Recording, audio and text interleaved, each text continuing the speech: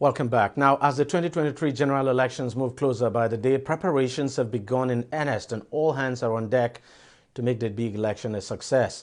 Now, campaigns for presidential, National Assembly and governorship elections are already in top gear across several states of the Federation. Despite the several challenges the country's electoral umpire is facing, the Independent National Electoral Commission has assured potential voters that the 2023 polls will be free, credible, and reflect their expectations. The Commission has, however, continued to caution political parties on the need to ensure compliance with the rules and regulations of campaigns. The National Security Advisor, Babagana Mongono, last week also warned governors against using thugs to prevent opposition parties from mounting campaign materials in their states to avoid a breakdown of law and order ahead of the election. The Nigerian police force has also started rolling out arms to police officers, all in a bid to prepare for the forthcoming polls. So what exactly are the people's expectations for the polls? Joining me to discuss all of this and more is Emeka Mba, who is the visionary and team lead of vote023.org. Emeka, thank you very much for joining us on the program. And by the way, he joins us via Skype from Abuja. Emeka, you think of the 2023 elections and then you look at what is happening, especially with the burning of INEC facilities in some parts of the country. How worried are you? Well, as a citizen, I'm worried. I'm concerned. It's not something that particularly excites me when I wake up every morning to know that, first of all, a number of people can't get their PVCs just yet. I happen to know a number of people that keep going to INEX office every week, and the feedback is, okay, you get a notification when we are ready. Okay, how am I going to get that notification? You would know, so, but I'm a bit hopeful that things will come around. Not quite long ago, there were allegations, and we saw not just allegations. Now we saw evidence of even underage registration in some areas. Of course, INEC has said it is still cleaning up the voter register, but then it's still a surprise that despite the cleaning up we've had, you would still have underage voter in the register. How bothered are you by that? Well, I see the stories on social media, and I think everybody would be bothered. Everyone that intends to vote for this upcoming 2023 election, everyone should be bothered. But again, I like to be that person that would respond to things. So my question would be, what is the public doing about it? What are the citizens doing about it? What are even the gubernatorial and presidential candidates, what are they doing about it? So that's how I like to view things. Who is challenging all this? Is it actually real? Is it not real?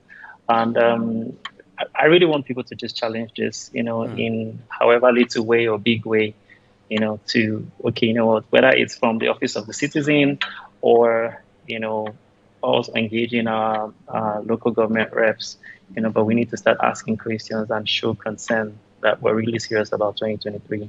And INEC keeps telling us that it is ready for the election, despite some of the challenges we see. INEC says it is ready and that everything everything that it's on top of the situation and that everything is in place for the election. But from your own point of view and from what you have seen, whether in the news and from your own observation, do you think INEC's preparation for this election is top notch? It's going smoothly?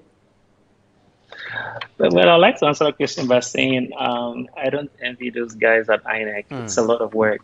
This is trying to administer elections for over at least 96 registered people. So I could imagine what sort of logistics nightmare is going on at INEC. Right. So I think, again, I remain hopeful and let's see what happens. And what are your fears? What do you think? What would you say you fear could go wrong with the elections per se? I mean, the conduct of the election itself.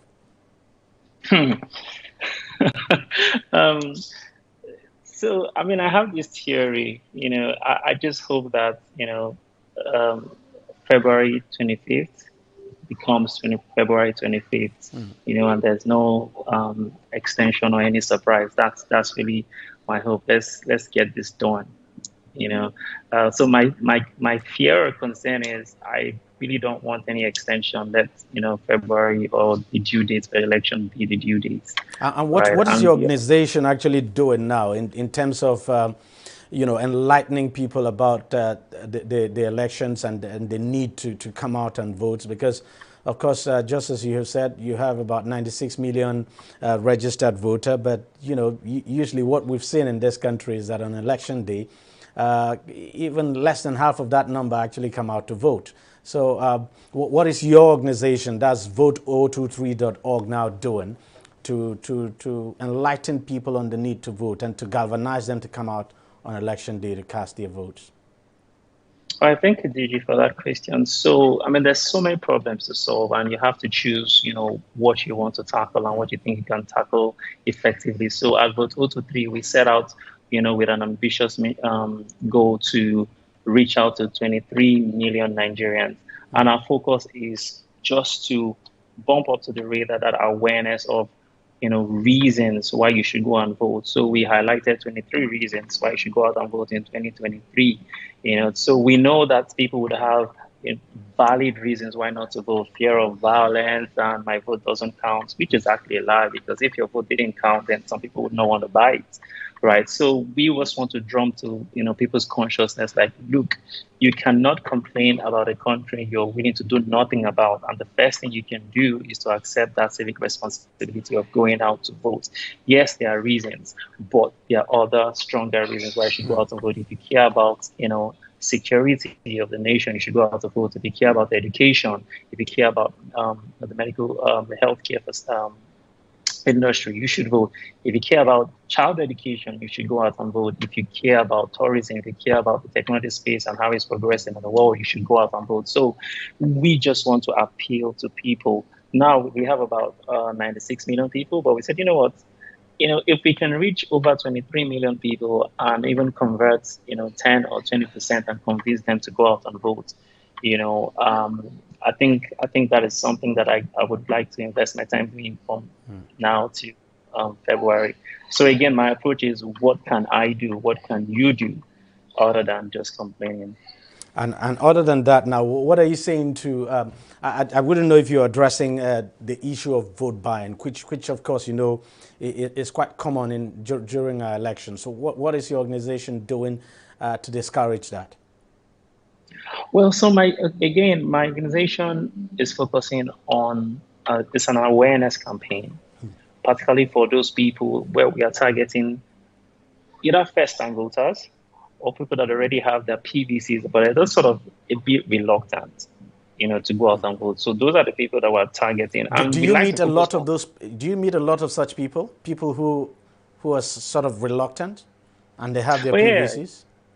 Oh, yes. First, I will start with my immediate network. I have friends that would say, you know what, I voted before, I've been disappointed. This election, I really don't want to vote. And then it's my job to persuade and to convince them that, look, you have to vote, because not voting is also a vote. It's also you voting, right? So that has been our focus, to really convince people. And that's why we had to launch our public IVR line. I think if you call that number and you select any language, you would get to hear why you should vote and how you are responsible and how the power is in your hands. And it's interesting that I think till date over 120,000 people have actually engaged with that line. And at least I can say that over 120,000 people have listened to our message in various languages. And there are other strategies that we're employing, to target the internet community, right? But we went through the IVR line because even that grandma in the village that has a basic phone that is not necessarily smart can listen to our message. So that's the approach we decided to take at vote023.org. All right, Emeka, visionary and team lead for vote023.org. Thank you very much for sharing your time with us. Thank you very much. Thank you, DJ. Yes, thank you for coming on the program. All right, that's how much we can take on the program this week. We thank you very much for watching. I'll see you again next week. Bye-bye.